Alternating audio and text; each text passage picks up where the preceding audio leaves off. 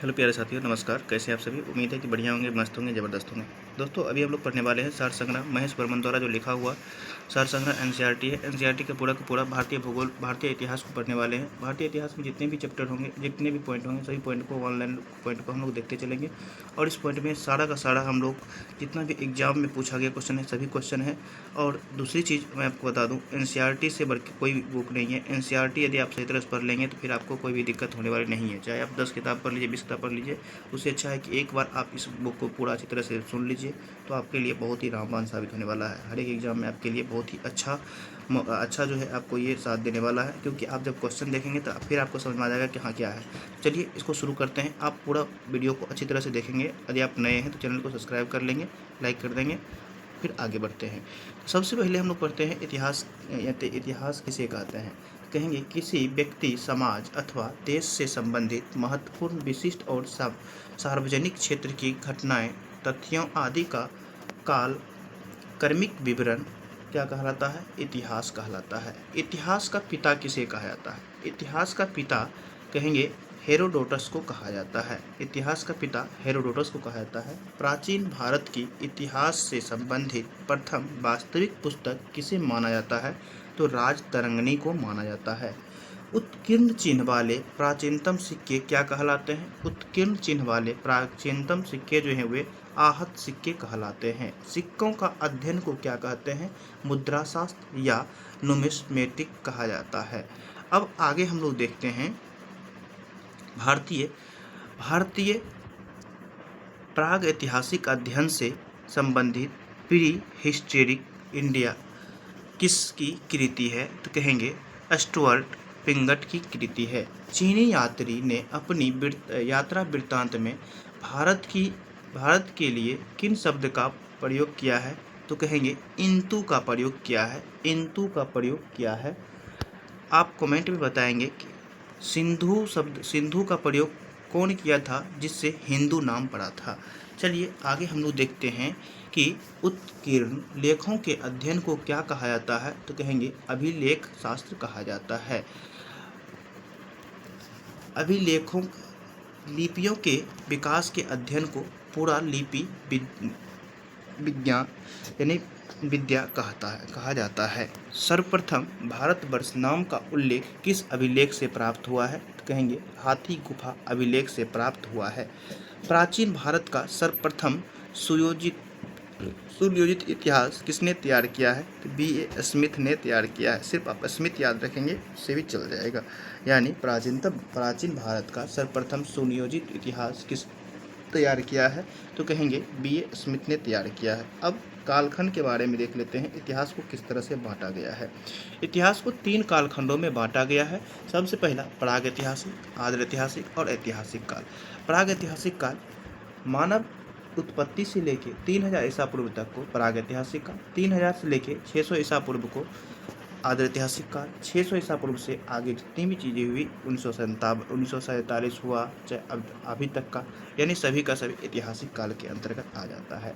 अब देखते हैं प्राग ऐतिहासिक काल को जानने के लिए किन स्रोत का उपयोग किया जाता है? तो कहेंगे धार्मिक ग्रंथ, ऐतिहासिक ग्रंथ और पुरातात्विक साध्य और विदेशी विवरण का उपयोग किया जाता है। ब्राह्मणी लिपि में सर्वप्रथम किस विद्वान ने पढ़ा था? कहेंगे जेम्स प्रिंसेप 1837 ईस्वी में पढ़ा था। पौराणिक मान्यता के अनुसार भारत के प्राचीनतम राजा कौन थे? तो वैवस्वत मनु थे। वायु पुराण में किस वंश का उल्लेख है? वायु पुराण में गुप्त वंश का उल्लेख है। वायु यानी गुप्त रहता है, इसलिए गुप्त वंश। कौटिल्य के अर्थशास्त्र से किन वंश का इतिहास की जानकारी मिलती है? कौटिल्य यानी मौर्य वंश की जानकारी मिलती है। जैन धर्म का प्रारंभिक इतिहास किस ग्रंथ से मिलता है? तो कल्पसूत्र से मिलता है। भारतीय पुरातात्विक सर्वेक्षण जो है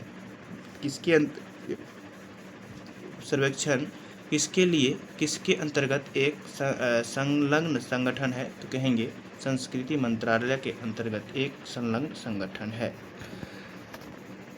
मत्स्य पुराण किस वंश से संबंधित है? तो मत्स्य पुराण अंत सातवाहन वंश से संबंधित है। विष्णु पुराण किस वंश से संबंधित है? मौर्य वंश से संबंधित है। Most VVI. खरोष्ठी लिपि किस प्रकार की लिखी जाती है? तो दाएं से बाएं की ओर लिखी जाती है। नारद स्मृति के किस वंश के विषय में जानकारी मिलती है? तो गुप्त वंश के विषय में जानकारी मिलती है। स्मृति ग्रंथों से सबसे प्राचीन एवं प्रामाणिक पुस्तक कौन थी? तो कहेंगे कौन सी मानी जाती है? तो मनुस्मृति मानी जाती है। शुंग काल का मानव ग्रंथ किसे माना जाता है? तो मनुस्मृति को माना जाता है। स्त्री को पुरुषों की अर्धांगिनी किस ग्रंथ में कहा गया है? तो शतपथ ब्राह्मण में कहा गया है। अब इधर हम लोग देख लेते हैं ये प्रमुख अभिलेख और वो शासक। कौन सा अभिलेख किस शासक के समय में पता चला था उसके बारे में देखते हैं। हाथी गुफा अभिलेख कलिंग नरेश खारवेल। ऐहोल अभिलेख पुलकेशिन द्वितीय। नासिक अभिलेख गौतमी बलश्री। अगला देखते हैं जूनागढ़ अभिलेख तो रुद्रदामन। प्रयाग स्तंभलेख समुद्रगुप्त। मंदसौर अभिलेख मालवा नरेश यशोवर्मन। ग्वालियर अभिलेख तो प्रतिहार नरेश। देवपाड़ा अभिलेख बंगाल शासक विजयसेन। और भीतरी व जूनागढ़ अभिलेख स्कंदगुप्त के समय। अब आगे हम लोग देखते हैं बौद्ध स्तंभ लेख के किसकी जानकारी मिलती है? तो शुंग काल की जानकारी मिलती है। बौद्ध स्तंभ लेख से किसकी जानकारी मिलती है? शुंग काल की जानकारी मिलती है। ह्वेनसन ने अपनी यात्रा वृत्तांत का वर्णन किस पुस्तक में किया था? दूसरी चीनी यात्री थे ह्वेनसन, उसने सीयूकी पुस्तक में अपनी यात्रा वृत्तांत का वर्णन किया था। अरबी भाषा की पुस्तक किताब उल हिंद की रचना किसने की थी? अल बरूनी ने की थी। किसने की थी? अल बरूनी ने की थी। अब आगे हम देखते हैं मोरक्को का यात्री इब्न बतूता भारत में मोहम्मद बिन तुगलक के दरबार में आया था। तुगलक ने उसे दिल्ली का काजी नियुक्त किया था। मोरक्को का कौन था? Ibn Battuta. इब्न बतूता कहाँ का था? मोरक्को का था। किसने उसे काजी नियुक्त किया था? तो मोहम्मद बिन तुगलक यानी एमबीटी ने उसे क्या किया था? उसने तुगलक ने उसे दिल्ली का काजी नियुक्त किया था। मार्को पोलो द्वारा किस राज्य की यात्रा का उल्लेख मिलता है? तो पांड्य राज्य की उल्लेख मिलता है। पतंजलि के महाभाष्य से किस वंश का इतिहास का पता चलता है? तो शुंग वंश के इतिहास का पता चलता है। अब आगे देखते हैं हम लोग पूरा लेख विद्या से क्या अभिप्राय है? तो कहेंगे शिलालेख का अध्ययन से संबंधित है। पूरा अवशेष का महानतम अन्वेषण किसे माना जाता है? तो डार्विन को माना जाता है। पूरा अवशेष का महानतम अन्वेषण किसे माना जाता है? तो डार्विन को माना जाता है। इब्न बतूता का यात्रा वृत्तांत किस नाम से जाना जाता है? तो रेहला के नाम से जाना जाता है। ह्वेनसन ने किस विश्वविद्यालय में बौद्ध धर्म की अध्ययन किया था? तो कहेंगे नालंदा विश्वविद्यालय में बौद्ध धर्म का अध्ययन किया था।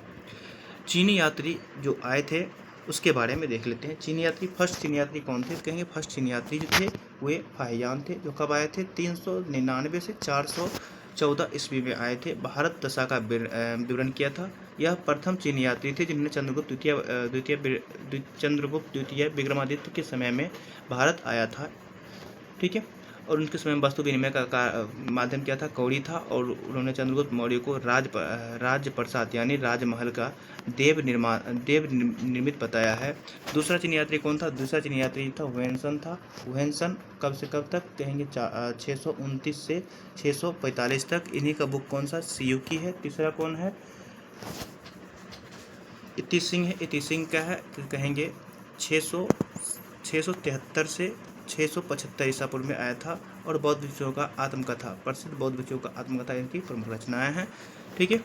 नालंदा विश्वविद्यालय में इन्होंने क्या किया? चीनी बौद्ध यात्री जो नालंदा विश्वविद्यालय में अध्ययनरत रहा था जो इति सिंह था। ठीक है। सती प्रथा का प्रथम लिखित साक्ष्य 510 ईस्वी के मनुगुप्त के एरल अभिलेख से प्राप्त होता है। अब पाषाण काल के बारे में देखते हैं। पाषाण काल को 3 भागों में बांटा गया है। पहला आता है पूरा पाषाण काल, मध्य पाषाण काल, नव पाषाण काल। पूरा पाषाण काल 26 लाख से लेकर के 9000 ईसा पूर्व तक को पूरा पाषाण काल कहा जाता है। 9000 से लेकर के 4000 ईसा पूर्व को मध्य पाषाण काल और 4000 से लेकर के 2500 ईसा पूर्व को नव पाषाण काल कहा जाता है। फिर पूरा पाषाण काल को 3 भागों में बांटा गया है। कौन कौन सा है? निम्न पुरा पाषाण काल 26 लाख से लेकर के 50,000, फिर मध्य पाषाण काल को 50,000 से 40,000 और उच्च पाषाण काल को 40,000 से 9,000 ईसा पूर्व में बांटा गया है। पुरा पाषाण काल, पुरा पाषाण युगीन अनुसंधान आरंभ करने का श्रेय किसे जाता है? तो रॉबर्ट ब्रूस प्रूट को जाता है। मानव इतिहास का प्रारंभिक काल कहा जाता है पुरा पाषाण काल को। पुरा पाषाण काल को मानव इतिहास का आरंभिक काल कहा जाता है। प्राचीन भारत के औजार और अस्त्र शस्त्र बनाने के लिए निवासी किस पदार्थ का उपयोग करते थे? तो पत्थर का उपयोग करते थे। पाषाण मतलब पत्थर होता है, तो पत्थर का उपयोग करते थे। प्राचीन भारतीय भौगोलिक मान्यता के अनुसार भारतवर्ष किस द्वीप का खंड है? जम्बू द्वीप का खंड है। प्राचीन भौगोलिक मान्यता के अनुसार भारतवर्ष किस द्वीप का खंड है? तो जम्बू द्वीप का खंड है। सर्वप्रथम मानव समृद्धि प्राणी जो होमो सेपियंस से प्रजातीय रूप में भिन्न था, उसे सामान्यतः किस रूप में जाना जाता है? तो कहेंगे पिथेकैंथ्रोपस के नाम से जाना जाता है। मानव के सर्वप्रथम साक्ष्य कहाँ से मिले हैं? तो कहेंगे हथनौरा यानी नर्मदा घाटी से मिला है। भारत में मानव के सर्वप्रथम साक्ष्य कहाँ से मिले हैं? तो हथनौरा नर्मदा घाटी से मिला है। पाषाण संस्कृति से लेकर हड़प्पा सभ्यता तक सांस्कृतिक अवशेष किस पुरा स्थल से प्राप्त हुआ है? तो मेहरगढ़ से हुआ है। किसी मेहरगढ़ से हुआ। जुते हुए खेत का साक्ष्य किस पुरातात्विक स्थल से प्राप्त होता है? तो कालीबंगा से प्राप्त होता है। जुते हुए खेत का साक्ष्य कहाँ से मिलता है? कालीबंगा से प्राप्त होता है। अब आगे हम लोग देखते हैं बृहद पाषाण स्मारकों की पहचान किस रूप में की गई है? तो मृतकों के दफनाने के स्थान के रूप में की गई है। प्राचीनतम अस्थायी जीवन के प्रमाण कहाँ से प्राप्त हुआ है? तो मेहरगढ़ से प्राप्त हुआ है। मनुष्य ने सर्वप्रथम किस धातु का प्रयोग किया है? तो मनुष्य ने सर्वप्रथम तांबा का प्रयोग किया है। प्रस्तर युग यानी स्टोन युग यानी पाषाण युग के लोगों के पास प्रथम घरेलू पशु कौन था? तो प्रथम पशु था वो कुत्ता था। उत्खनित प्रमाणों के अनुसार पशुपालन का प्रारंभ किस काल से माना जाता है? तो कहेंगे मध्य पाषाण काल से माना जाता है। मध्य पाषाण काल में पशुपालन के प्राचीनतम साक्ष्य कहाँ से मिलते हैं? तो आदमगढ़ से मिलते हैं। मानव द्वारा खदानों की कृति सर्वप्रथम किस काल से आरंभ हुआ है? तो नव पाषाण काल से आरंभ हुआ है। मानव द्वारा प्रयोग में लाया जाने वाला पहला औजार कौन था? पहला अनाज कौन था? तो जौ था। दूसरा कौन था? तो गेहूं था। चालकोलिथिक युग किस नाम से जाना जाता है? तो ताम्र पाषाण युग से नाम से जाना जाता है। अब आगे हम लोग देखते हैं ताम्र पाषाण युग का। तो ताम्र पाषाण युग जो है, इसमें आपको सिर्फ इतना याद रखना है कि इनाम गांव कहाँ है, किस राज्य में है? तो इनाम गांव जो है राजस्थान में है। दायमाबाद महाराष्ट्र में है। इनाम गांव महाराष्ट्र में है। दायमाबाद महाराष्ट्र में है। नवदा टोली महाराष्ट्र में है। नेवासा महाराष्ट्र में है। ताम्रवती राजस्थान में है। नेक्स्ट आगे हम लोग देखते हैं नवपाषाण शब्द का सर्वप्रथम प्रयोग 1865 ईस्वी में सर जॉन लुबाक ने किया था। नवपाषाण का सर्वप्रथम प्रयोग सर जॉन लुबाक ने किया था। भारतीय पुरातत्व सर्वेक्षण के प्रथम महानिदेशक कौन थे? तो कहेंगे जॉन मार्शल थे। भारतीय पुरातत्व का जनक किसे कहा जाता है? अलेक्जेंडर कनिंघम को कहा जाता है। भारत में किस आरंभिक पुरा पाषाण युग के शिलाश्रय से सर्वाधिक चित्र प्राप्त होते हैं? तो भीमबेटका से सर्वाधिक चित्र प्राप्त होता है, जो कि कहाँ है? तो मध्य प्रदेश में है। कुंभकारी मिट्टी के बर्तन बनाने की कला के सर्वप्रथम प्रमाण किस युग से मिलती है? तो कहेंगे नव पाषाण काल से मिलती है। पेवल उपकरण किस काल से संबंधित है? तो निम्न पाषाण काल से संबंधित है। ताम्रवती के नाम से कौन सी कृति प्रसिद्ध है?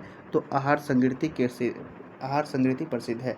माइक्रोलिथिक औजार किस काल से संबंधित है? तो मध्य पाषाण काल से संबंधित है। माइक्रोलिथिक मध्य पाषाण काल से संबंधित है। बेलन घाटी से प्राप्त औजार किस काल से संबंधित है? बेलन घाटी से प्राप्त औजार निम्न पाषाण काल से संबंधित है। मानव की आखेटक और खाद्य संग्राहक की अवस्था किस काल से जुड़ी हुई है? यानी आखेटक यानी कि सिर्फ शिकारी और भोजन यानी कि सिर्फ खाना और सिर्फ शिकार करना, खाना खाना और कोई मकसद नहीं था। किस काल से जुड़ा हुआ है? तो कहेंगे पूरा पाषाण काल से जुड़ा हुआ है। यह चीज पूरा पाषाण काल से जुड़ा हुआ है। ताम्र पाषाणकालीन संस्कृति में महाराष्ट्र के लोग मृतकों को घर के फर्श के नीचे उत्तर दक्षिण दिशा में रखकर दफनाते थे। उत्तर दक्षिण दिशा में रख करके दफनाते थे। भारत के दो सर्वाधिक प्राचीन ज्ञात मध्य पाषाण कालीन स्थल कौन से थे? तो दमदहा और सराय नाहरराय है। आधुनिक मानव होमोसेपियंस का प्रादुर्भाव कब हुआ है? तो कहेंगे उच्च पाषाण काल में हुआ है। उच्च पाषाण काल में हुआ है। क्वार्ट्ज पत्थरों के स्थान पर जस्पर, चर्ट आदि के पत्थर सर्वप्रथम कब उपर्युक्त हुए हैं? मध्य पाषाण काल में उपर्युक्त हुए हैं। अग्नि का प्रयोग करना मानव ने सर्वप्रथम कब सीखा है? तो नव पाषाण काल में सीखा है। लेकिन अग्नि की खोज पूरा पाषाण काल में ही हो चुका है। भारत में जीवाश्म का एकमात्र प्रमाण कहाँ मिला है? तो भारत में जीवाश्म का एकमात्र प्रमाण शिवालिक पहाड़ी से मिलती है। जी, शिवालिक पहाड़ी से मिलती है। भारतीय उपमहाद्वीप में कृषि के प्राचीनतम साक्ष्य किस स्थान से प्राप्त होता है? तो मेहरगढ़ से प्राप्त होता है। कपास के प्राचीनतम साक्ष्य कहाँ से प्राप्त होते हैं? तो मेहरगढ़ से प्राप्त होते हैं। नवधा टोली नामक ताम्र पाषाण कालीन खनन किसके समय में यानी किसने करवाया था? तो कहेंगे HD शंकरिया ने करवाया था, जो कि नवधा टोली वर्तमान में कहाँ है? तो मध्य प्रदेश में अवस्थित है। अब आगे हम लोग देखते हैं कहाँ से क्या चीज का उत्खनन हुआ है। हड्डियां निर्मित उपकरण किस भारतीय पुरातात्विक स्थल से प्राप्त हुआ है? तो सराय नाहरराय से प्राप्त हुआ है। गौड़िक मृदभांड पात्र का नामकरण कहाँ से हुआ है? हस्तिनापुर से हुआ है। सिंधु घाटी सभ्यता के मुख्य स्थल मोहनजोदड़ो, चंद्रहुदड़ो, सुतकागंडोर, हड़प्पा, कोटदीजी वर्तमान में सभी कहाँ है? पाकिस्तान में स्थित है। जिसमें द्रो लगा हुआ है सभी का सभी पाकिस्तान में स्थित है। नव पाषाण कालीन स्थल कौन कौन सा है? तो कहेंगे बुरझुम, जो कि कश्मीर में है। क्या है इसका? तो मालिकों के साथ कुत्ते को दफनाने यानी कि आदमी के साथ कुत्ते को दफनाने का साक्ष्य कहाँ से मिलता है? तो बुरझुम से मिलता है। उसके बाद गुल्फराल जो है वह कृषि और पशुपालन के साक्ष्य मिलते हैं। कहाँ से? गुल्फराल कश्मीर से मिलते हैं। मेहरगढ़ जो कि पाकिस्तान में है। गेहूं के 3 और जौ के 2 किस्मों की खेती के प्रमाण यहाँ से मिलते हैं, मेहरगढ़ से मिलते हैं। दमदहा कहाँ है? दमदहा जो है उत्तर प्रदेश। दमदहा कहाँ है? दमदहा उत्तर प्रदेश में है, जो कि गोलाकार झोपड़ियों के प्रमाण, धान के अलावा जौ की खेती का पशुवाड़ा के भी साक्ष्य मिलता है दमदहा से। कोल्डिहवा कहाँ है? कोल्डिहवा उत्तर प्रदेश में धान की खेती का प्रमाण मिलता है कोल्डिहवा से। संगनकल्लू कहाँ है? कर्नाटक में राख के टीले का प्रमाण मिलता है। और पिकलीहल कहाँ है? ये भी कर्नाटक में है। राख के ढेर व निवासी स्थल का साक्ष्य प्राप्त होता है, जो कि कर्नाटक में है। चौलानी मांडो कहाँ? उत्तर प्रदेश में है। मधुमक्खी के छत्ते जैसे झोपड़ियाँ ज्यामितीय आकार के सूक्ष्म पाषाण व हस्तलिखित मृदभांड के साक्ष्य मिलते हैं। सारूतारू असम में है। गुवाहाटी के यानी सारूतारू असम तो गुवाहाटी के समीप उत्खनन से आदिम कुल्हाड़ियों व चित्रित मृदभांड प्राप्त होते हैं। चिरांद कहाँ है? चिरांद जो है वो बिहार में है। बिहार एग्जाम के लिए मोस्ट इम्पोर्टेंट, जो कि हड्डियों के उपकरण प्राप्त होते हैं, जो प्रायः हिरणों के सींगों से निर्मित है। किस सींग से? हिरणों के सींगों से निर्मित है। दाऊ जली कृषि व पशुपालन के साक्ष्य प्राप्त होते हैं, जो कि असम में है। अब हड़प्पा सभ्यता के बारे में हम लोग देखते हैं। हड़प्पा सभ्यता का सर्वप्रथम मान्यता प्राप्त कब मिला था? तो कहेंगे 2500 ईसा पूर्व से लेकर के 1750 ईसा पूर्व तक के बीच में कहा जाता है। हड़प्पा नामक पुरास्थल किस सभ्यता से संबंधित है? सिंधु घाटी सभ्यता से संबंधित है। हड़प्पा सभ्यता की लिपि किस प्रकार की है? तो भाव चित्रात्मक लिपि है। हड़प्पा सभ्यता की जानकारी का मुख्य स्रोत क्या है? पुरातात्विक खुदाई है। मोहनजोदड़ो का शाब्दिक अर्थ क्या है? मृतकों का टीला है। सिंधु सभ्यता किससे संबंधित है? आद्य ऐतिहासिक काल से संबंधित है। मूर्ति पूजा का आरंभ कब से हुआ है? तो कहेंगे पूर्व आर्य काल से हुआ है। सिंधुवासी ने पहली बार तांबे में टीन लगा करके कांसा तैयार किया था, इसीलिए इसे कांस्य युगीन सभ्यता भी कहा जाता है। हड़प्पा की समकालीन सभ्यता रंगपुर कहाँ स्थित है? सौराष्ट्र में स्थित है। सौराष्ट्र में स्थित है। हड़प्पा सभ्यता का वह कौन सा स्थल है जहाँ दुर्ग का निचला नगर अलग अलग प्राचीरों से घिरा हुआ है? तो कालीबंगान है। मोहनजोदड़ो और हड़प्पा सभ्यता की पुरातात्विक खुदाई किसके द्वारा किया गया था? तो सर जॉन मार्शल के द्वारा करवाया गया था। हड़प्पाकालीन स्थलों में अभी तक किस धातु की प्राप्ति नहीं हुई है? तो लोहा की प्राप्ति नहीं हुई है। सबसे मोस्ट इम्पोर्टेंट है, हड़प्पा सभ्यता में किस धातु की प्राप्ति नहीं हुई है? तो लोहा की प्राप्ति नहीं हुई है। सिंधु घाटी के लोग किसकी पूजा करते थे? तो सिंधु घाटी के लोग जो हुआ मातृ देवी की पूजा करते थे।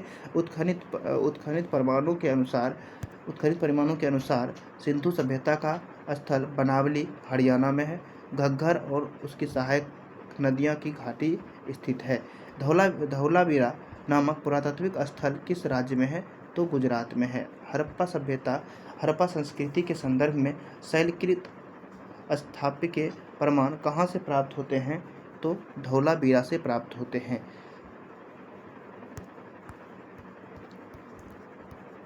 हड़प्पाकालीन मोहरों का सर्वाधिक प्रचलन आकार कैसा है? तो वर्गाकार है। हड़प्पा संस्कृति की मोहरों पर घोड़े का अंकन नहीं है।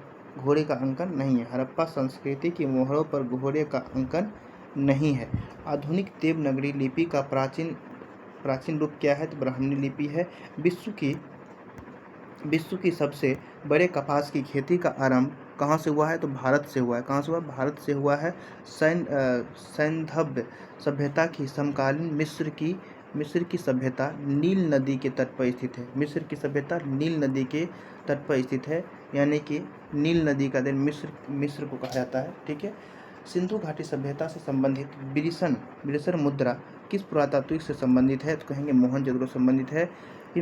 मिरिन पट्टिका का उत्कीर्ण सिंगन युक्त देवताओं का मुहर कहाँ से प्राप्त होता है? कालीबंगा से प्राप्त होता है। लेखन कला की प्रणाली विकसित करने वाली प्रथम प्राचीन सभ्यता सुमेरियन सभ्यता है। प्रथम प्राचीन सभ्यता कौन है? सुमेरियन सभ्यता है। प्रथम प्राचीन सभ्यता सुमेरियन सभ्यता है।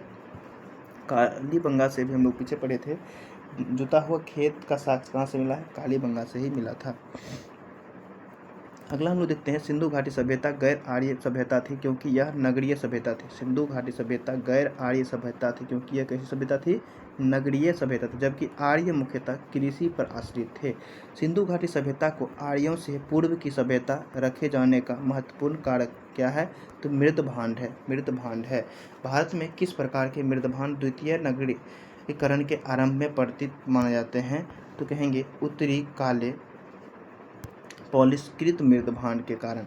अब है, भारत में चांदी की उपलब्धता के प्राचीनतम साक्ष्य किस सभ्यता से मिलते हैं? हड़प्पा सभ्यता से ही मिलते हैं। चांदी का साक्ष्य जो है हड़प्पा सभ्यता से ही मिलता है। हड़प्पा काल की मुद्राओं का निर्माण में मुख्यतः किस पदार्थ का उपयोग किया जाता है? तो सेल खड़ी का उपयोग किया जाता है। हड़प्पा काल के मुद्राओं के निर्माण में मुख्यतः किस पदार्थ का उपयोग किया जाता है? सेल खड़ी का उपयोग किया जाता है। अब देखते हैं चौहद्दी इसका हम लोग कि मांडा जो है उत्तर में जो है मांडा है। उत्तर में मांडा जो कि जम्मू कश्मीर के पास है, और दक्षिण में जो है दैमाबाद। उत्तर में मांडा, दक्षिण में दैमाबाद का महाराष्ट्र। और पूर्व में कौन है? आलमगीरपुर यानी कि उत्तर प्रदेश। और पश्चिम में क्या है? सुतकागंडोर जो कि बलूचिस्तान पाकिस्तान में है। अब आगे हम लोग देखते हैं कि लोथल को लघु हड़प्पा या लघु मोहनजोदड़ो भी कहा जाता है। इसके पूर्वी भाग में एक गोदीबाड़ा का साक्ष्य मिलता है। अब इसमें किसकी खोज कब किया गया था उसके बारे में हम लोग देख लेते हैं। हड़प्पा जो है हड़प्पा जो कि पाकिस्तान में है, इसकी खोज किसने करवाया था? हड़प्पा की खोज जो है वह दयाराम साहनी के द्वारा करवाया गया था। 1921 ईस्वी में रावी नदी के किनारे है। मोहनजोदड़ो की खोज किसने किया था? राखल दास बनर्जी के द्वारा किया गया था। 1922 ईस्वी में सिंधु नदी के किनारे है। लोथल जो है वह गुजरात में है, जो कि अहमदाबाद जिले में है, जो कि रंगनाथ राव के द्वारा करवाया गया था 1955 एवं 1962 ईस्वी में, जो कि भगवा नदी के किनारे है। चंद्रहुद्रो कहाँ है? तो कहें चंद्रहुद्रो सिंधु नदी के किनारे है, जो कि पाकिस्तान में है। अर्नेस्ट मैके और एन.जे. मजुमदार ने किया था, और इसका जो है 1931 ईस्वी में इसकी खोज की गई थी। और यह किस नदी के किनारे है? सिंधु नदी के किनारे है। कालीबंगा जो है, कालीबंगा कहाँ है? तो कहेंगे कालीबंगा जो है हनुमानगढ़ जिले में है, जो कि राजस्थान में पड़ता है। और इसका जो खोज किसने किया था? अमलानंद घोष ने किया था, जो कि अमलानंद घोष, बज्रवासी लाल एवं बी के थापर ने किया था, जो कि 1953 से लेकर 1960 तक है। और ये घग्गर नदी के किनारे है। कालीबंगा किस नदी के किनारे है? घग्गर नदी के किनारे है। राखीगढ़ी घग्गर नदी के किनारे, कालीबंगा घग्गर और राखीगढ़ी घग्गर। ठीक है। उसके बाद राखीगढ़ी सूरजभान सिंह 1969 ईस्वी को इसकी खोज किया गया था। उसके बाद बनवाली जो है R.S. बिष्ट के द्वारा 1973 ईस्वी में। रोपर जो है पंजाब, रोपर कहाँ है? पंजाब में है। रंगपुर कहाँ है? रंगपुर गुजरात में। आलमगीरपुर उत्तर प्रदेश में। सूत्रगंज पाकिस्तान में है। ठीक है। नेक्स्ट आगे हम लोग देखते हैं वैदिक काल। वैदिक काल, वेद का शाब्दिक अर्थ क्या है? ज्ञान। वेद का शाब्दिक अर्थ ज्ञान से है। सर्वाधिक प्राचीन वेद कौन सा है? ऋग्वेद है। आर्य शब्द किसकी इंगित है? तो आर्य शब्द जो है श्रेष्ठ वंश की, यानी आर्य मतलब होता है श्रेष्ठ वंश। ऋग्वेद में कुल कितने मंडल और कुल कितने सूक्त हैं? ऋग्वेद में कुल 10 मंडल और 1028 सूक्त हैं। त्रयी नाम किसके लिए प्रसिद्ध है? त्रयी मतलब पहले 3 वेद थे, उसी के लिए त्रयी लिखा जाता है। कौन कौन सा था? तो कहेंगे ऋग्वेद, सामवेद और यजुर्वेद को त्रयी के लिए जाना जाता है। यज्ञ संबंधित विधानों की जानकारी किस वेद में मिलती है? तो यजुर्वेद में मिलती है। 4 वेदों में से एक में जादू टोना का वशीकरण किया जाता है। कौन सा है? तो कहेंगे अथर्ववेद है, जिसमें जादू टोना और वशीकरण के बारे में बताया जाता है। अथर्ववेद है। उपनिषद किस परंपरा के आधारित है? उपनिषद जो भारतीय दर्शन परंपरा पर आधारित है। दर्शन परंपरा पर आधारित है। ऋग्वेद का कौन सा मंडल पूर्णतः सोम देवता को समर्पित है? तो 9वां मंडल। ऋग्वेद का कौन सा मंडल सोम देवता को समर्पित है? तो 9वां मंडल जो है वो सोम देवता को समर्पित है। उसके बाद अध्यात्म ज्ञान से संबंधित नचिकेता एवं यम का संवाद किस उपनिवेद से प्राप्त होता है? तो कठोपनिषद से प्राप्त होता है। नचिकेता और यम का संवाद किसमें है? तो कहेंगे कठोपनिषद में है। सोम देवता का 9वां मंडल में है। उपनिषद काल में राजा अश्वपति किस स्थान के शासक थे? तो कहेंगे केकई के शासक थे।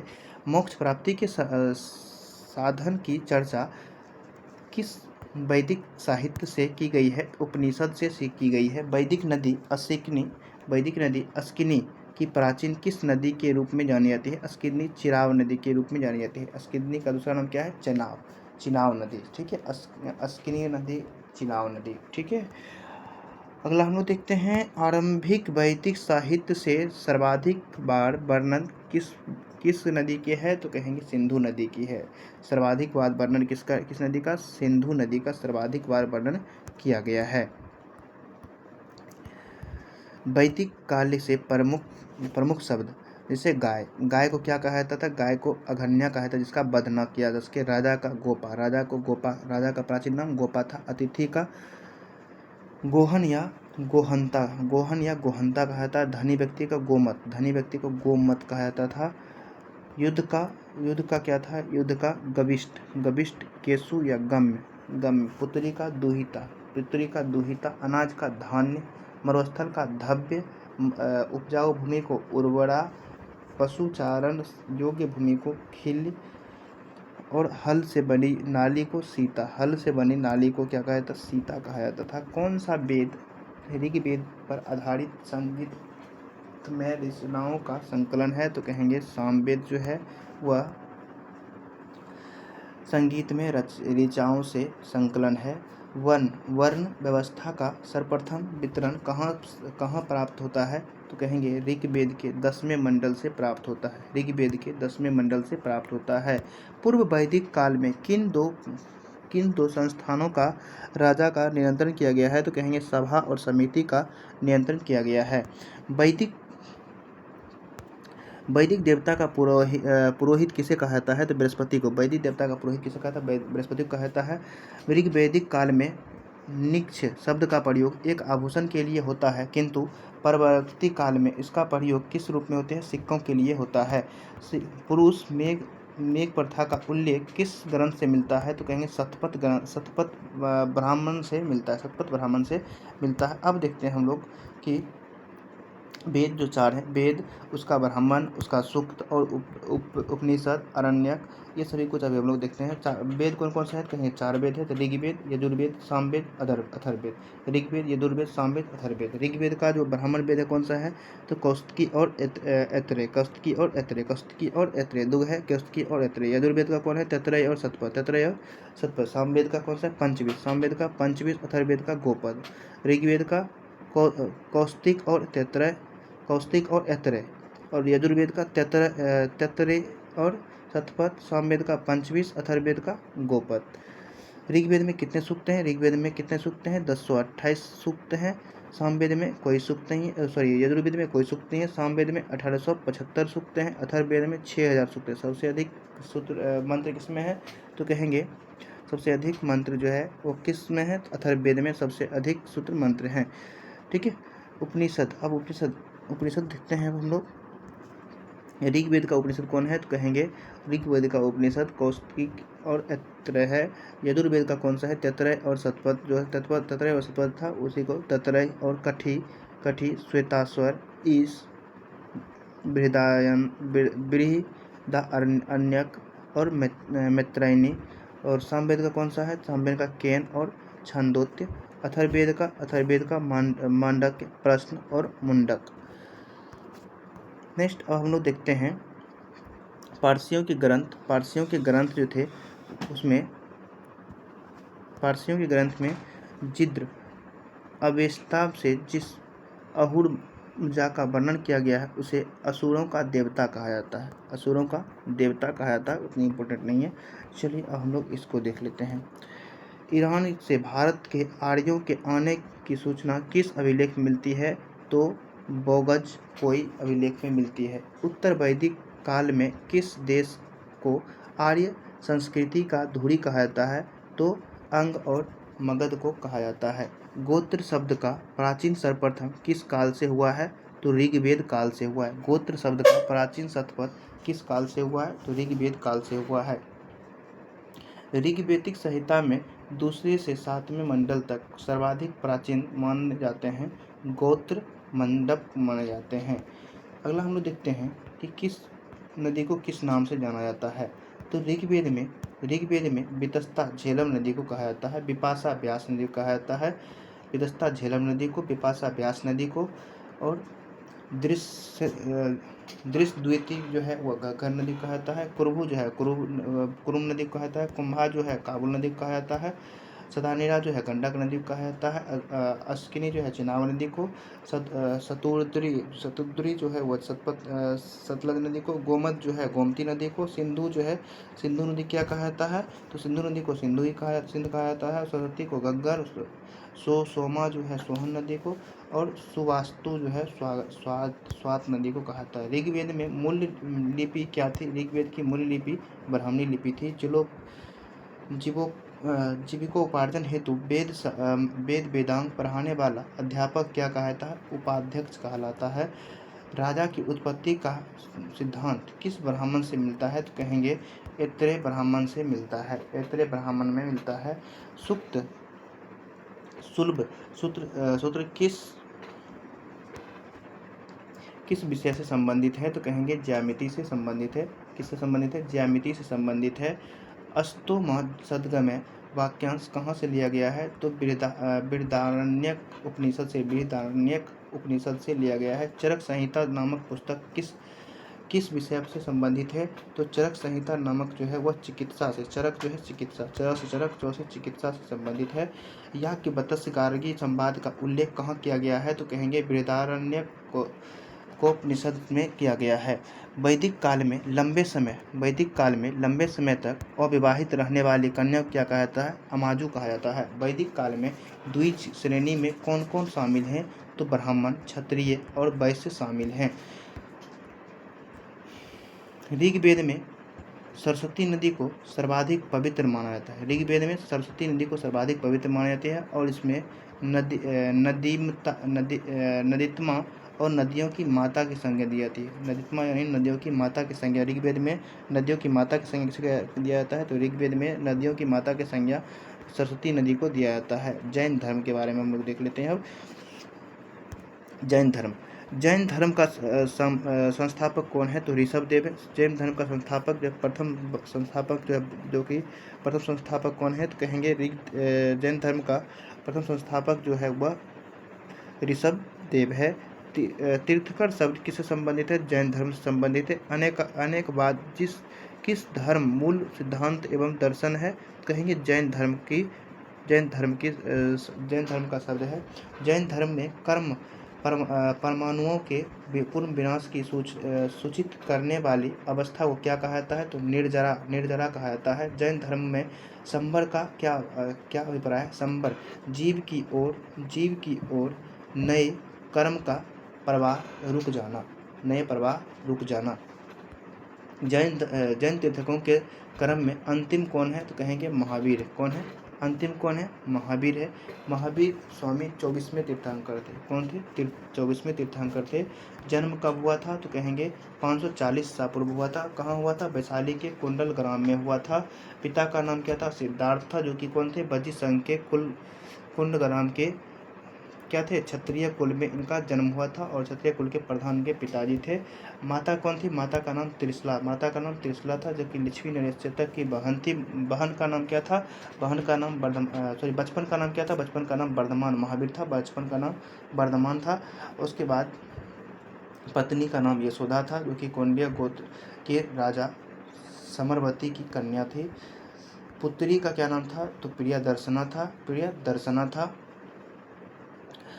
प्रमुख उपाधि कौन सा? केवलिन यानी केवल्य सर्वोच्च ज्ञान प्राप्त करने वाला व्यक्ति को प्रमुख यानी कि केवलिन कहता है। सर्वोच्च जैन धर्म में सर्वोच्च ज्ञान प्राप्त करने वाले व्यक्ति को क्या कहता है? केवलिन कहता है।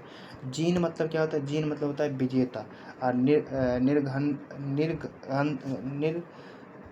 निर्ग्रंथ मतलब क्या कहता है? बंधन रहित। निर्ग्रंथ मतलब बंधन रहित। अहर्त मतलब क्या होता है? पूज्य। अहंत मतलब पूज्य। निर्माण प्राप्ति पावापुरी में राजगिरी बिहार में 72 वर्ष की आयु में 468 ईस्वी में ससित पाल के यहाँ मल गणराज्य के प्रधान का शासित क्षेत्र, यानी कि उनका जो है मृत्यु यानी कि पुनर्निर्माण प्राप्ति पावापुरी में हुआ था, जो कि राजगिर बिहार में कितने वर्ष की आयु में? 72 वर्ष की आयु में उनकी मृत्यु हुई थी। अब अगला हम लोग देखते हैं कि शयादवाद सिद्धांत किससे संबंधित है? जैन धर्म से संबंधित है। उत्तर प्रदेश में स्थित कौन सा स्थल बौद्ध और जैन धर्मों का दोनों का प्राचीन तीर्थ स्थल है? तो कौशाम्बी है। 16 महाजनपदों का उल्लेख किस जैन रचना में मिलती है? तो कहेंगे भगवती सूत्र में मिलती है। 16 महाजनपद का उल्लेख किस जैन रचना में मिलती है? तो भगवती सूत्र में मिलती है। बराबर की गुफाएं से निर्मित किस लिए किया जाता है? कहेंगे आजीविकाओं का आवास के लिए किया गया था। पार्श्वनाथ से प्रतिपादित 4 महाव्रतों में महावीर स्वामी 5वें महाव्रत के रूप में महावीर में क्या जोड़ा गया था? तो ब्रह्मचर्य जोड़ा गया था। 5वां में कौन जोड़ा गया था? 5वां में महावीर स्वामी क्या जोड़े थे? तो ब्रह्मचर्य जीवन को जोड़े थे। महावीर स्वामी ने अहिंसा, सत्य,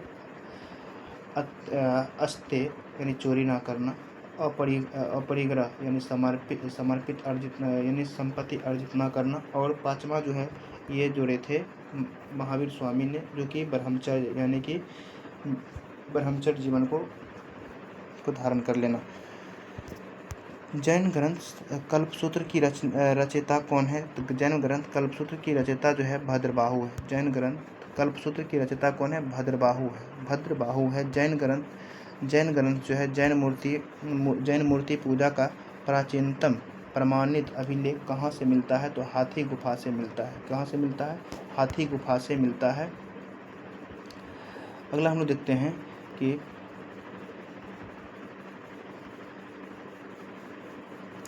त्रिरत्न सिद्धांत जो है वह त्रिरत्न सिद्धांत में कौन कौन चीज़ था? त्रिरत्न सिद्धांत में था सम्यक दर्शन, सम्यक आचरण और सम्यक ज्ञान। सम्यक दर्शन, सम्यक आचरण, सम्यक ज्ञान किस धर्म से संबंधित है? जैन धर्म से संबंधित है। आजीवक संप्रदाय के संस्थापक कौन है? तो कहेंगे मखली कोसाल थे। अनुवर्त सिद्धांत किस धर्म से संबंधित है? जैन धर्म से संबंधित है। यापनीय किसका संप्रदाय था? तो जैन धर्म का संप्रदाय था। प्रारंभिक जैन साहित्य किस भाषा में लिखे जाते हैं? तो कहेंगे अर्ध मागही भाषा में लिखे। पारसनाथ से संबंध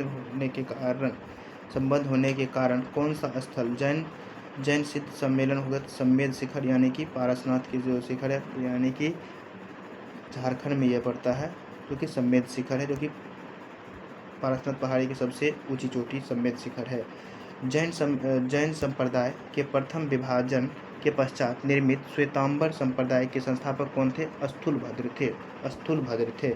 किस जैन संस्थापक ने अंतिम रूप से श्वेतांबर आगम का संपादन किया था? तो प्रथम जैन संगीति में पाटलिपुत्र में किया था।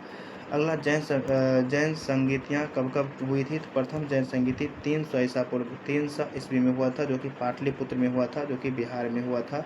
इसमें अध्यक्ष कौन थे? स्थूलभद्र थे। और द्वितीय संगीति कब हुई थी? 512 में हुआ था, जो कि बल्लभी गुजरात में पड़ता है, जो कि कौन थे? क्षमा सरवन थे।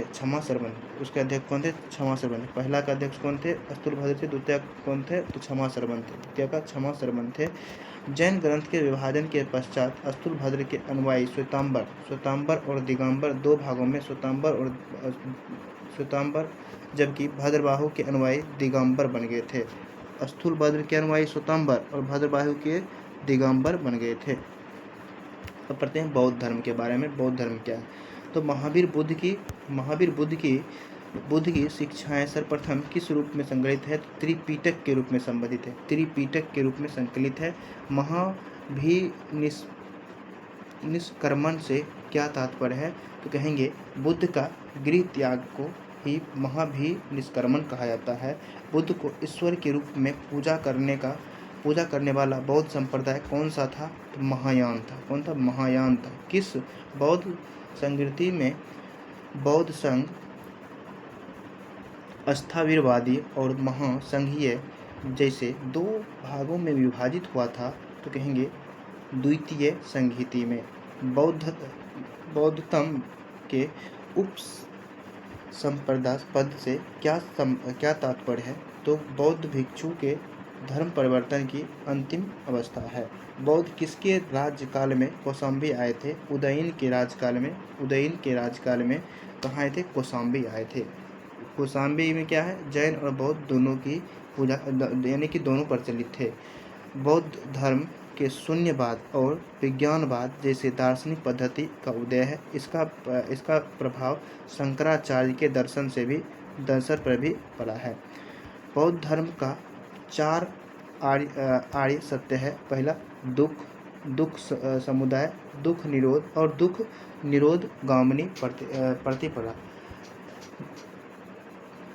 बौद्धों का रामायण के नाम से प्रसिद्ध बुद्ध चरित्रम का इतिहास अश्वघोष है। कौन सा? अश्वघोष है। अशोक का कौन सा अभिलेख इस परंपरा की पुष्टि करता है कि गौतम बुद्ध का जन्म लुम्बिनी में हुआ है? तो कहेंगे रुम्बिनदेई स्तंभ अभिलेख में यह चीज़ का पता चलता है। गौतम बुद्ध के महायान और हीनयान संप्रदाय में सर्वाधिक मौलिक अंतर कौन सा है? तो कहेंगे देवी देवताओं का पूजा, जो कि सर्वाधिक मौलिक अंतर है। बुद्ध की सर्वाधिक मूर्ति का निर्माण गांधार शैली में हुआ है। बुद्ध की प्रथम प्रतिमा मथुरा शैली में के अंतर्गत बनाई गई है। बुद्ध की सर्वाधिक मूर्ति कहाँ है? गांधार शैली में, लेकिन प्रथम प्रतिमा कहाँ किसमें? तो मथुरा शैली में बनाई गई थी।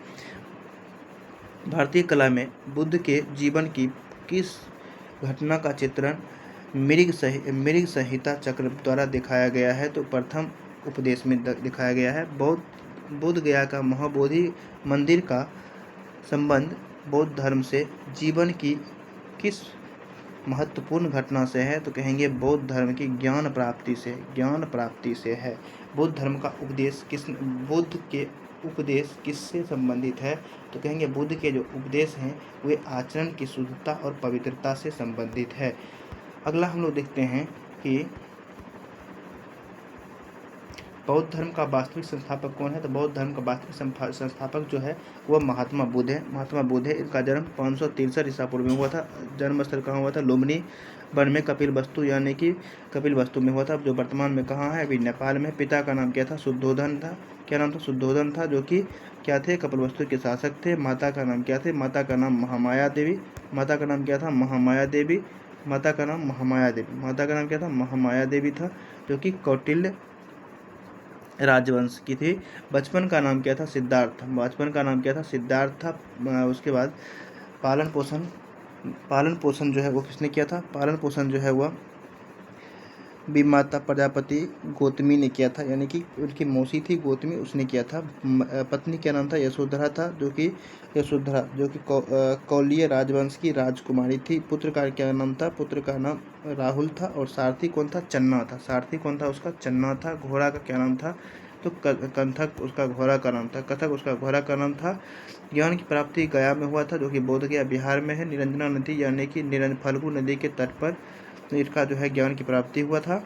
प्रथम उपदेश कहाँ दिए थे? तो कहेंगे प्रथम उपदेश सारनाथ में दिए थे, जो कि ऋषि पतन के नाम से जानते। ऋषि पतन यानी सारनाथ में दिए थे। शिष्य कौन था? आनंद और उपाली दो शिष्य थे इनके, आनंद और उपाली। धर्म प्रचार का जो स्थल है वो कौन कौन सा है? तो कहेंगे शाक्य, काशी, मगध, अंग, मल, बज्जी, कौशल राज।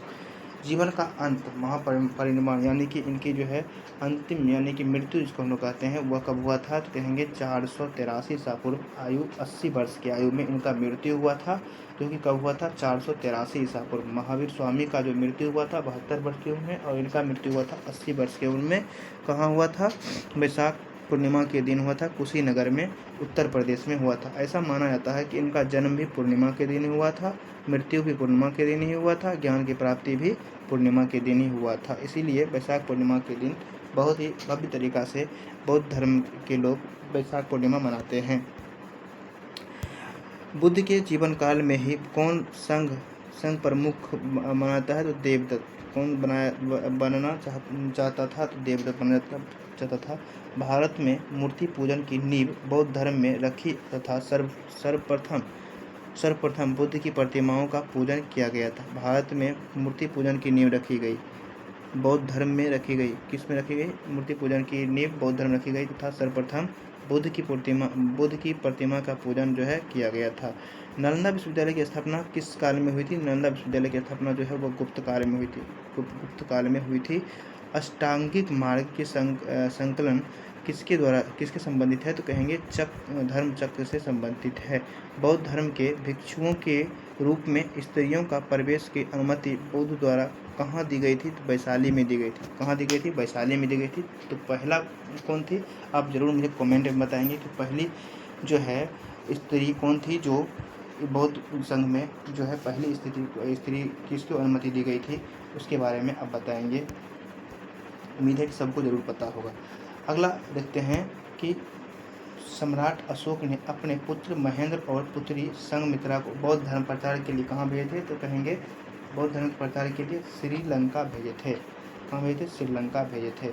अगला बौद्ध संगीतियाँ कब हुआ था? तो उसके बारे में प्रथम बौद्ध संगीति 483 में, द्वितीय बौद्ध संगीति 383 में, तृतीय बौद्ध संगीति 250 ईसा पूर्व में, और चतुर्थ बौद्ध संगीति जो है जो प्रथम शताब्दी यानी कि 98 ईस्वी में हुआ था। ठीक है, प्रथम कहाँ हुआ था? राजगिरी में, द्वितीय वैशाली में, तीसरा जो है पाटलिपुत्र में, और चौथा जो है कुंडलग्राम में हुआ था। इसका प्रथम का अध्यक्ष कौन था? महाकाश्यप था। द्वितीय कौन था? द्वितीय कहेंगे साब कबीर था। तृतीय कौन था? तो मुगली पुत्र किस था, और चतुर्थ कौन था, वसुमित्र था। चतुर्थ का वसुमित्र था, ठीक है। और किसके शासनकाल में कब हुआ था उसके बारे में देख लेते हैं। तो सबसे पहले हम लोग जानते हैं कि प्रथम बौद्ध संगीति जो है, प्रथम बौद्ध संगीति वह अजातशत्रु के समय में हुआ था। द्वितीय बौद्ध संगीति जो है कालासुर के समय में हुआ था। तृतीय बौद्ध संगीति जो है वह अशोक के समय में हुआ था। और चतुर्थ बौद्ध संगीति जो है वह कनिष्क के समय में हुआ था, ठीक है। अगला हम लोग देखते हैं कि नागा अर्जुन किस बौद्ध संप्रदाय से थे। तो नागा अर्जुन जो है वह माध्यमिक संप्रदाय से थे। विश्व का सबसे ऊंचा विश्व शांति स्तूप बिहार में कहाँ स्थित है। तो विश्व का सबसे ऊंचा शांति स्तूप जो कि बिहार में स्थित है, जो कि राजगीर में स्थित है। बुद्ध की 80 फुट की मूर्ति प्रतिमा जो बोध गया में स्थित है वह किसने बनवाया था। तो जापानियों ने बनाया था। किसने बनाया था, जापानियों ने बनाया था। एशिया के ज्योतिपुंज के नाम से किस जाना जाता है। तो गौतम बुद्ध को माना जाता है। एशिया के ज्योतिपुंज के नाम से किस जाना जाता है। तो गौतम बुद्ध के नाम से गौतम बुद्ध को जाना जाता है। शून्यता के सिद्धांत का सर्वप्रथम प्रस्तावित करने वाला बौद्ध दार्शनिक कौन था। तो नागा अर्जुन था। शून्यता का सिद्धांत को सर्वप्रथम प्रतिपादित करने वाला बौद्ध दार्शनिक कौन था, नागा अर्जुन था। नालंदा महाविद्यालय किसके लिए प्रसिद्ध है, यानी किसके लिए विख्यात है। तो पाली अनुसंधान संस्थान के लिए विख्यात है। बौद्ध और जैन दोनों के धर्म के किस मत के विश्वास करते थे। तो कर्म और पुनर्जन्म के सिद्धांत पे विश्वास करते थे। उसके बाद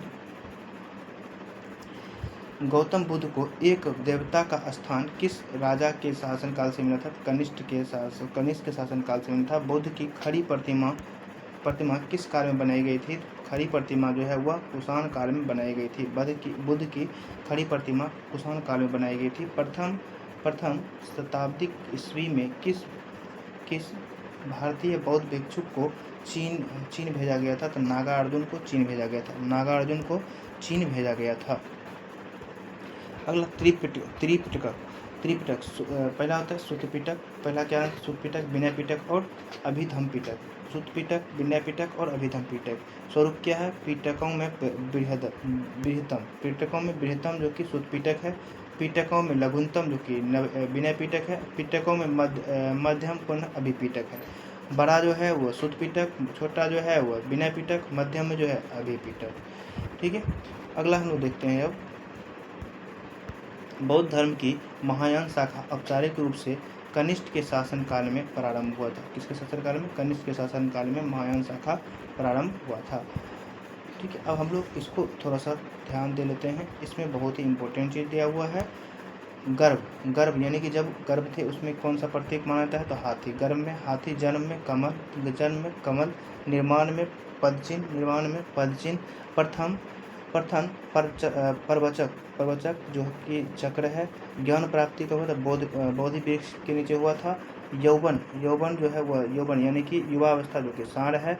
उसके बाद समृद्धि जो है शेर है। मृत्यु जो है स्तूप है। गिरि त्याग जो है वह घोड़ा से। गंधार काल में बुद्ध की प्रतिबिंबित किया जाता है। तो कहेंगे ग्रीक रोमन शैली में किया जाता है।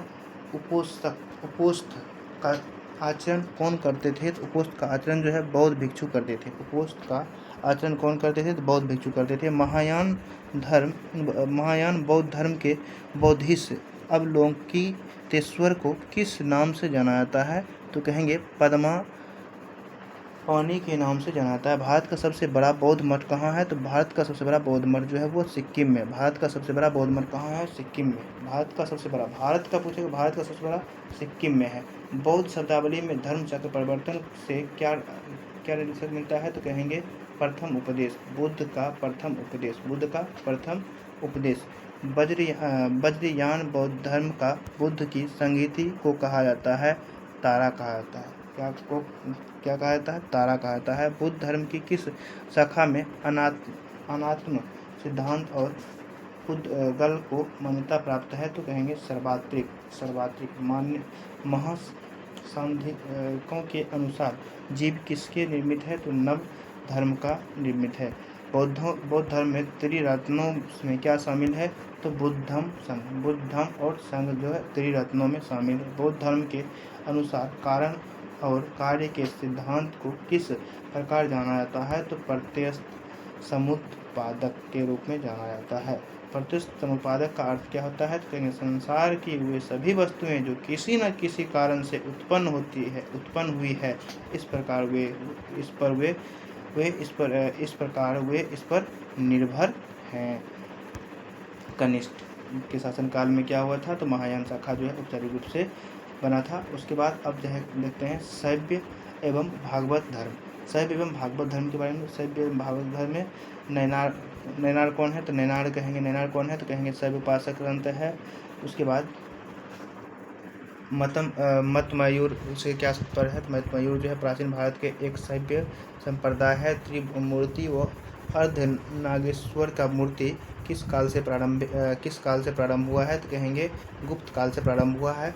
मेगास्थनीज ने भगवान शिव को कौन सी संज्ञा दी है?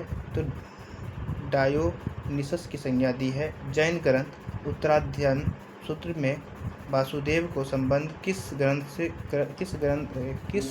जैन तीर्थंकर से बताया गया है? तो कहेंगे अरिष्टनेमी को बताया गया है। तो लिंग पूजा का सर्वप्रथम स्पष्ट उल्लेख किस पुराण में मिलता है? तो कहेंगे लिंग पूजा का सर्वप्रथम स्पष्ट अभिलेख व मत्स्य पुराण में मिलता है। अथर्ववेद और श्वेतांबर उपनिषद में शिव का एक नाम महादेव मिलता है। अथर्ववेद और श्वेतांबर में शिव का एक नाम क्या मिलता है? तो महादेव मिलता है। क्या मिलता है? महादेव मिलता है। शिव की प्राचीनतम मूर्ति पहली शताब्दी में मद्रास के निकट रेनीगुंटा में सिद्ध बुटीमल लिंग के रूप में प्राप्त है।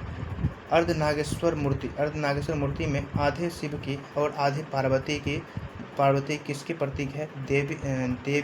देव और उसकी शक्ति के योग का देव और उसकी शक्ति के योग का प्रतीक है। दक्षिण भारत की शैव आंदोलन में किसकी प्रमुख भूमिका थी? तो कहेंगे नैनार संत की प्रमुख भूमिका थी। नैनार संतों की कुल संख्या कितनी थी? 63 थी। नैनार संतों की कुल संख्या कितनी थी? 63 थी। एक समुदाय के रूप में शैव धर्म का प्रारंभ किस काल में हुआ था? तो शुंग सातवाहन काल में हुआ था। अब अगला हम लोग देखते हैं सांख्य दर्शक जो कि सांख्य सूत्र से मिलता है। न्याय दर्शन जो कि न्याय सूत्र से। योग दर्शन योग सूत्र से। वैशेषिक दर्शन जो है वैशेषिक सूत्र से। मीमांसा जो है पूर्व मीमांसा से। वेदांग जो है ब्राह्मण सूत्र से मिलता है। ठीक है।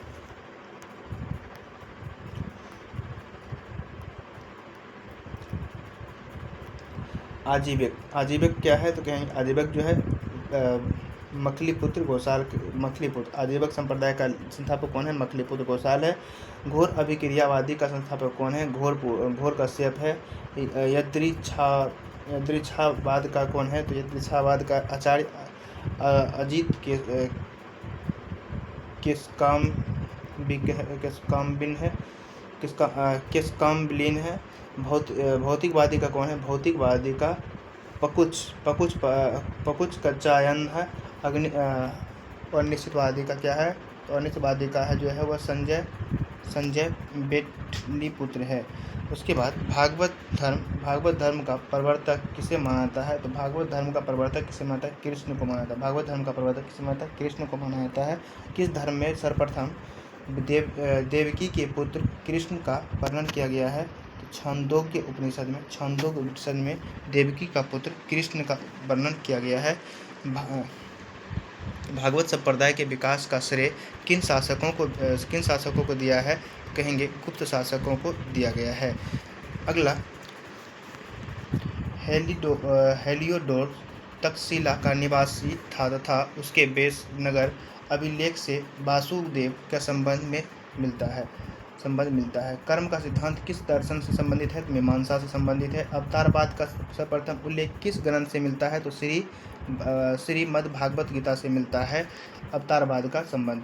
भगवत गीता के मोक्ष का साधन के रूप में धर्म ग्रंथ और भक्ति को समान महत्व दिया गया है। वह प्राचीन स्थल जहाँ 88,000 ऋषि मुनियों की सभा में संपूर्ण महाभारत कथा का वाचन किया गया था, क्या कहता है? सीतापुर के उत्तर प्रदेश में। कहाँ? नैमिषारण्य में किया गया था। भगवान संप्रदायों से भक्ति के रूप की संख्या कितनी है? तो 9 है, यानी नवधा भक्ति है। मेगास्थनीज ने कृष्ण को किस नाम से उल्लेखित किया है? तो कहेंगे हेराक्लीज के नाम से, हेराक्लीज के नाम से जो है उल्लेखित किया है। दक्षिण भारत में वैष्णव मत का विस्तार किससे किया है? तो कहेंगे अलवार संत से किया है, अलवार संत से किया। अलवार संत की संख्या कितनी थी? 12 थी। इन संतों की अंडाल नामक महिला संत का भी उल्लेख है, जिसे दक्षिण में मीरा भी कहा जाता है। दक्षिण में यानी दक्षिण की मीरा किसको कहा जाता है? यानी अलवार संत को जो है, अलवार संत को दक्षिण की मीरा कहा जाता है। अलवार संत को दक्षिण की मीरा भी, अंडाल नामक महिला संत का भी उल्लेख है। अंडाल को दक्षिण के मीरा भी कहा जाता है। अंडाल नामक महिला संत का उल्लेख है, और अंडाल को क्या कहा जाता है? दक्षिण का मीरा कहा जाता है। अब अगला देखते हैं छठी सदी एवं छठी सदी पूर्व की राजनीतिक दशा। प्रथम मगध साम्राज्य का उत्कृष्ट किस शताब्दी से हुई है? तो कहेंगे पूर्व 6ठी शताब्दी से हुई है। मगध साम्राज्य की वास्तविक संस्थापक कौन है? तो बिंबिसार है, जो कि 544 से लेकर 549 BC ईसा पूर्व है।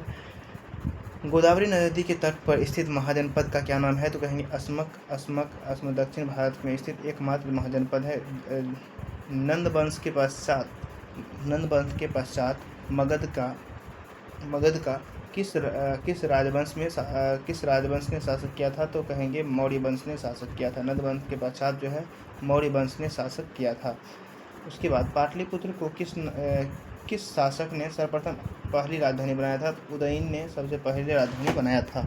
पाटलिपुत्र को सबसे पहले उदयन ने क्या बनाया था? तो उदयन ने अपनी राजधानी बनाया था। उदयन वासुबलता की कहानी किस स्थान विशेष से संबंधित है? कहेंगे उज्जैन से संबंधित है। उसके बाद सिकंदर के आक्रमण के समय उत्तर भारत में नंद वंशीय शासक घनानंद का शासन था। किसका शासन था? घनानंद का शासन था। गौतम बुद्ध के समय में प्रसिद्ध वैद्य जीवक को किसके अपने दरबार में स्थान प्रदान किया था? तो कहेंगे बिंबिसार ने। किसको? बिंबिसार ने दिया था। प्राचीन स्थान श्रावस्ती का नगर विन्यास किस कृति से है? तो अर्धचंद्राकार है। मगध के किस शासक ने राज्यारोहण के लिए अपने पिता की हत्या की और स्वयं को अपने पुत्र द्वारा मारा गया था? वह अजातशत्रु था। कौन था? अजातशत्रु था। सिकंदर एवं पोरस की सेनाओं के मध्य किन नगर के तट पर युद्ध हुआ था? झेलम नदी के तट पर जो है युद्ध हुआ था। किस शासक ने परशुराम का दूसरा अवतार कहा गया है? तो महापद्मनंद को परशुराम का दूसरा अवतार कहा जाता है। 16 महाजनपद जिसकी राजधानी दिया गया है। पहला हम लोग देखते हैं अंग का क्या है? अंग का चंपा है। मगध का गिरिवज्र जो कि राजगीर है।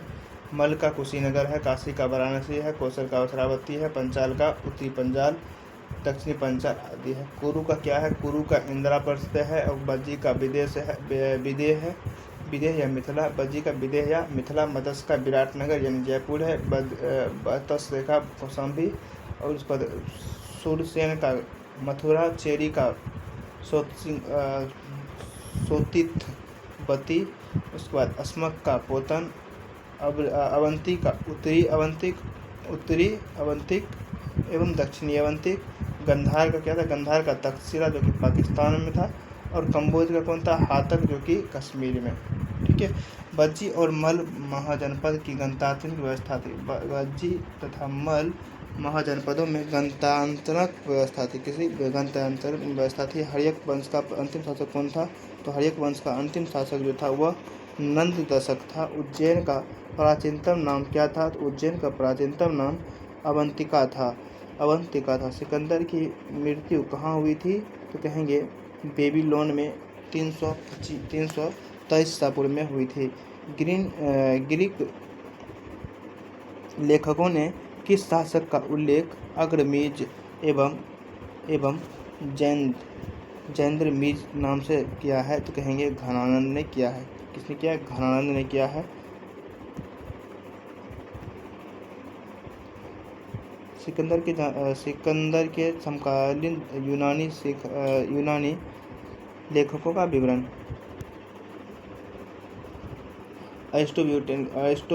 अरिस्टोबुलस जो है कब आया था? 327 से 326 में आया था। युद्ध प्रमुख रचना क्या है? युद्ध का इतिहास। ओनो सेक्रिटस को है 327 से 326, और नियार्कस जो 327 से 326 ईसा पूर्व था।